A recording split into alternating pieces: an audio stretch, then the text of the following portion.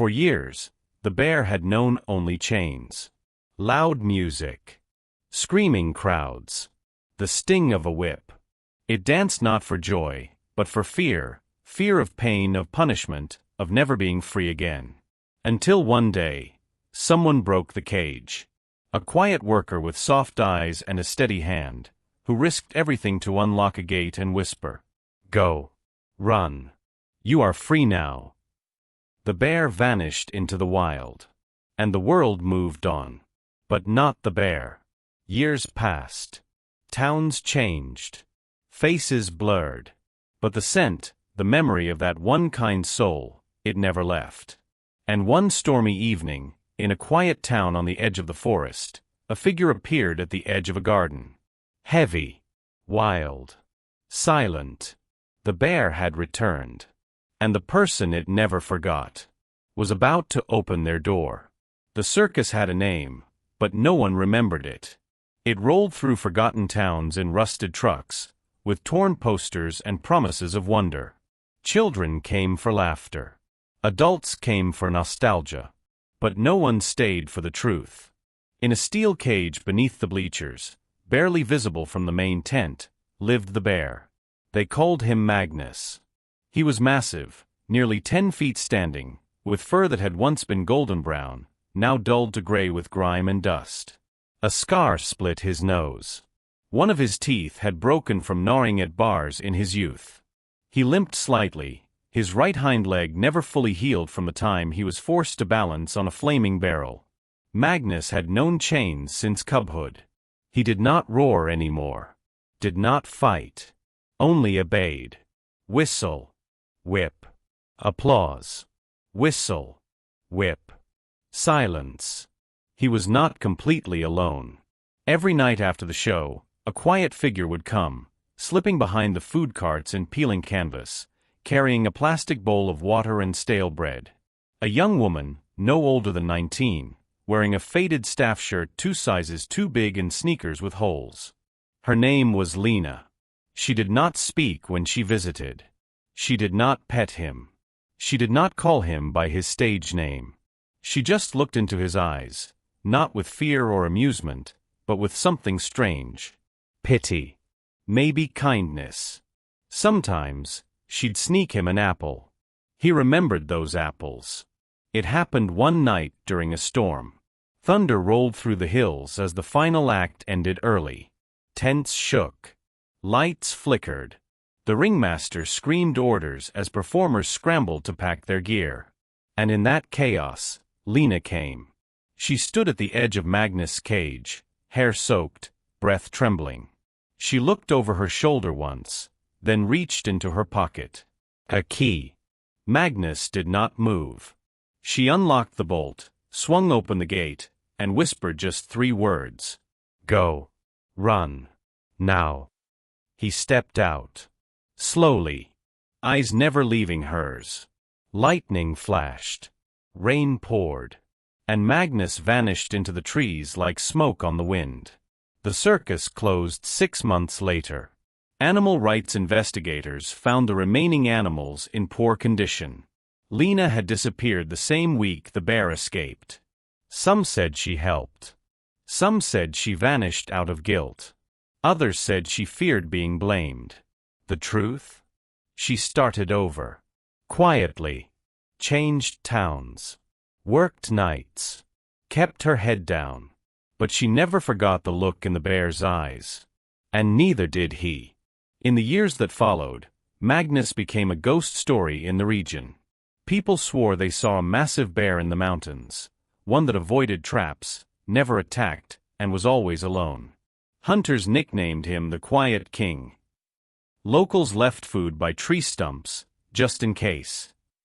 Children told stories of a bear who had once danced under a whip and now roamed free, searching for something he lost.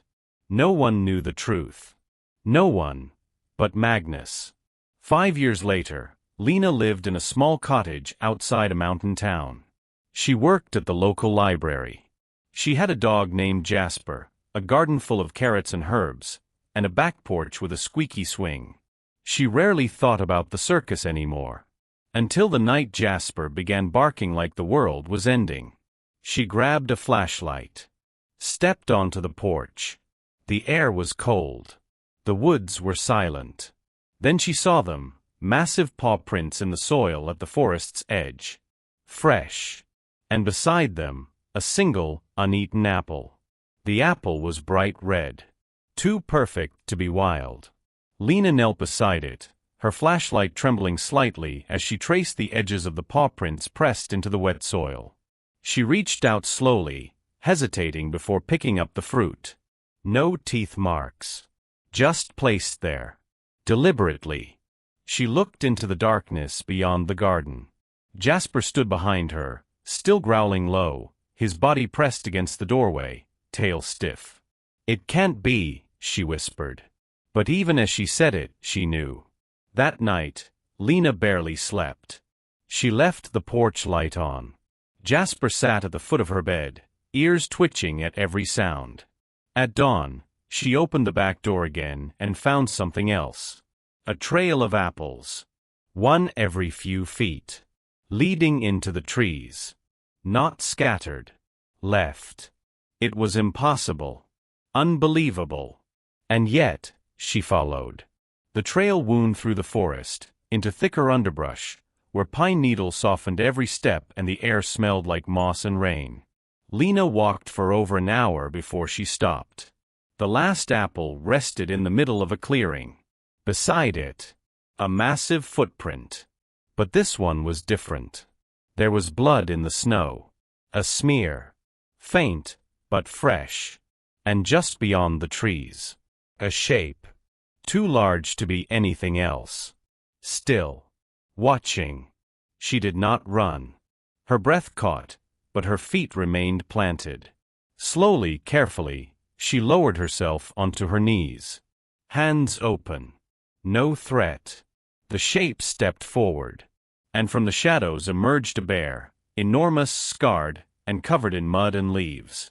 His fur was darker than she remembered, and his eyes were older. But they were unmistakable. Magnus. He did not growl. Did not roar. He looked at her like he was waiting. The last time Lena had seen those eyes, they were filled with pain. Now, they held something deeper. Memory. Magnus took another step. Then stopped. He sniffed the air, as if confirming what he already sensed. Lena stood slowly. Her hand reached out. "You found me," she whispered. Magnus dipped his head. A gesture. A nod. As if to say, "I never stopped looking." It wasn't until she stepped closer that she saw it, the deep gash on his hind leg. Fresh. Jagged. Possibly from wire, or a bullet. He was limping.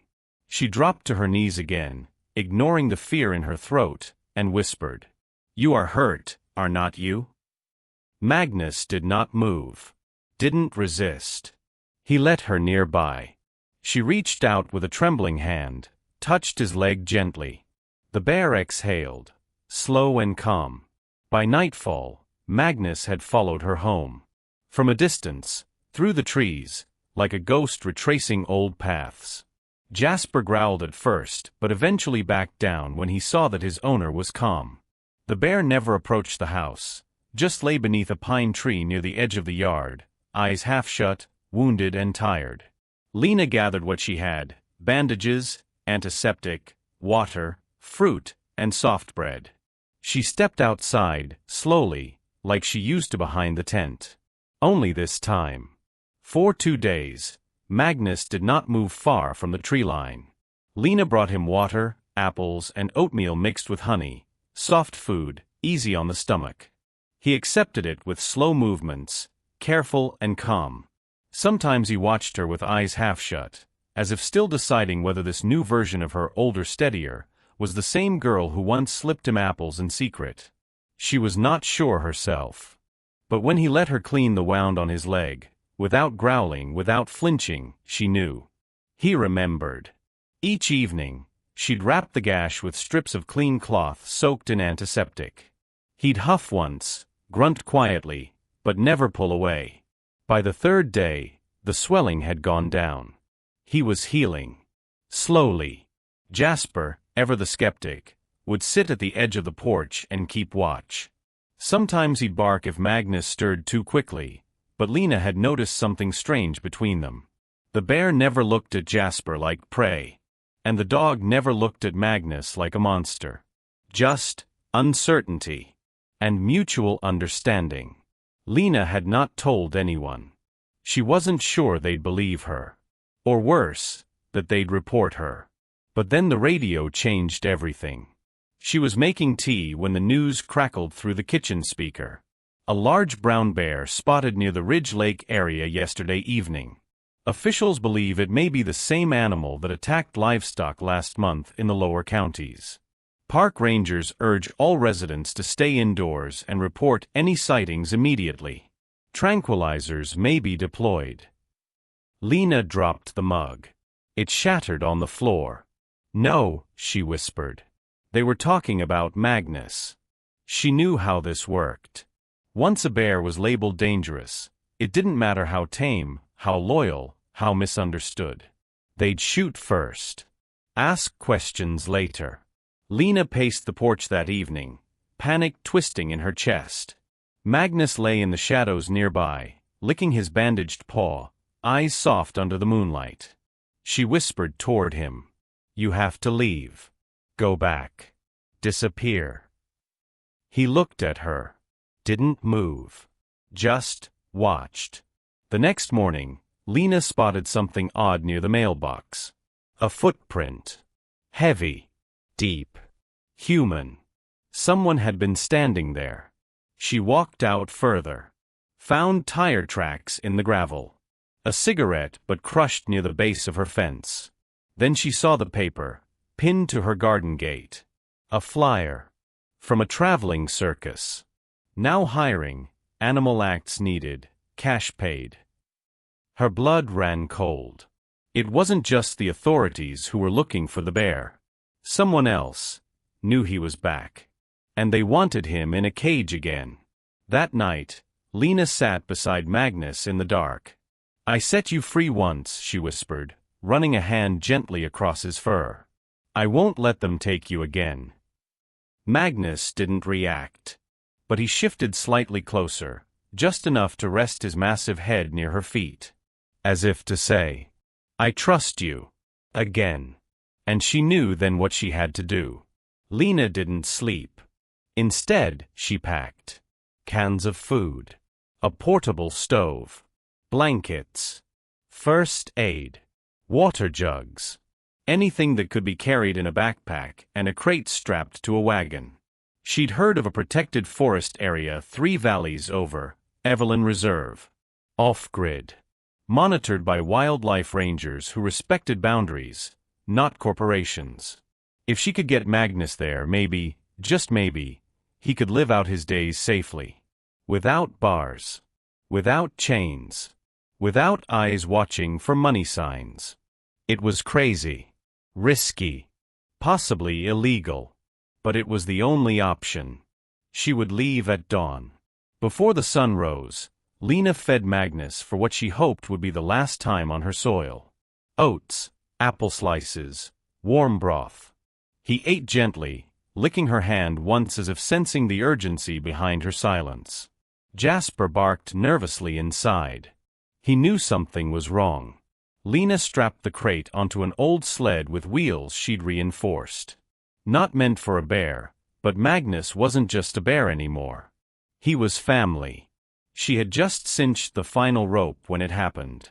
A car door slammed outside the front gate. Then footsteps. Then, a knock on her door. Firm. Official. Lena froze. Magnus stood beside her, half shielded by the trees. He growled softly, not out of aggression, but recognition. The scent. The voice called out. "Miss Carter? Wildlife enforcement. We've had reports of animal movement in this area. Would you mind if we ask a few questions?" She swallowed. Hard. One wrong answer, and they'd come with guns. She walked to the porch, heart pounding. He wore a uniform. green with a park patch. Sunglasses. Calm demeanor. But behind him, inside the vehicle, she saw it, a cage in the back of the truck. And something worse. A man sitting in the passenger seat. Not park services. Not official. But someone she recognized from 5 years ago, the ringmaster. His hair was gray now. His teeth yellow. But that awful smile, unchanged. He leaned out the window and said, "Long time, sweetheart." Lena's stomach turned. They hadn't come to protect. They'd come to reclaim. "We believe the animal may be injured," the ranger said. "We're authorized to sedate and transport it to a secure facility." "He's not dangerous," Lena replied. "He's not hurting anyone." "Not yet," the man said coldly. "But he will. They always do." She clenched her fists. "He remembers what you did to him." The ringmaster chuckled. "That beast remembers nothing but pain. It's all he knows." But that wasn't true. Because as they spoke, Magnus stepped into view from the trees, massive, towering but calm. His eyes locked not on the ranger, not on the ringmaster, but on Lena. And he stood there, waiting. The ranger reached for his radio. The ringmaster grabbed a tranquilizer. And Lena acted. She stepped between them, her hands up. "You will have to go through me." "You will be arrested," the ranger warned. "Then arrest me." Behind her, Magnus let out a low rumble, a sound not of threat, but of loyalty. The ranger hesitated. The ringmaster did not. He raised the tranquilizer. And Jasper launched from the porch. Teeth bared, he slammed into the man's leg, sending him sprawling. The tranquilizer dart fired, but hit a tree. Magnus roared. Not out of rage, but out of recognition. The bear who had once been beaten had seen enough. Another car pulled up. Real rangers this time. They'd been tracking the ringmaster, a known animal trafficker. In minutes, the scene changed. Cuffs. Shouts. Documents. Apologies. And then, silence. Magnus stood unmoving, watching it all. Lena turned. "You are safe now." In it, Magnus faces a final decision: stay with her or return to the wild, and the story ends with a tearful, unforgettable farewell. By the time the sun broke through the clouds, the forest was calm again. The ringmaster was gone, in custody, shackled tighter than the animals he'd once tortured. The false ranger with him turned out to be an ex-employee who'd been tracking Magnus for months, hoping to reclaim what they called property. But Magnus was not property. And now, the law finally saw that. The real park rangers approached Lena gently, respectfully, their tone changed. "He cannot stay here," one said softly. "Not near people. Not after what he's been through. But, we know a place." They told her about Fernwild Reserve, a sprawling sanctuary deep within protected forest land. No cages. No performances. Just wilderness, safety, and peace. He could be monitored, but free. "He won't be alone," the ranger added. "And he won't be hunted ever again." Lena nodded slowly. It was everything she wanted for him. But when she turned to Magnus, her chest ached. Because he was watching her. Like he knew. Like he already understood what goodbye meant. Lena led him through the forest trail behind the house. Just the two of them, like years hadn't passed. Jasper followed quietly, tail low, ears back, sensing something final in the wind. Magnus walked beside her, not behind, not ahead, as if he belonged there. When they reached the clearing where the sanctuary team waited, she stopped. He stopped too. And she knelt one last time in front of him. She reached out, her hand resting against his fur. "I don't know how you found me," she whispered. "But I'm so glad you did." Magnus lowered his head, letting it rest against her chest. Tears fell freely now. No shame. No fear. "You remember me," she said through shaking breath. Even after everything, you remembered. She pressed her forehead against his. Don't ever forget who you are now. Magnus let out a slow, rumbling sound. Not a growl. Not a roar. Just acknowledgement. Then he turned. Walked toward the Rangers. And didn't look back. Not because he forgot. But because he trusted her. Months passed. Lena visited Fernwild Reserve once every few weeks. Sometimes Magnus came close to the fence when he saw her. Other times, he stayed just beyond the trees, watching. He was wild again. Not a pet. Not a prisoner. Exactly as he was meant to be. Children came to learn about rescue animals. Teachers spoke of survival and memory. Of the bear who returned, not for revenge, but for recognition. Of the girl who freed him twice. Once with a key, and once with her heart. Back at her cottage, Lena carved something into the tree beside her porch. 2 figures. A bear. And a girl. Sitting side by side. Beneath them, the words. He never forgot. So I'll always remember.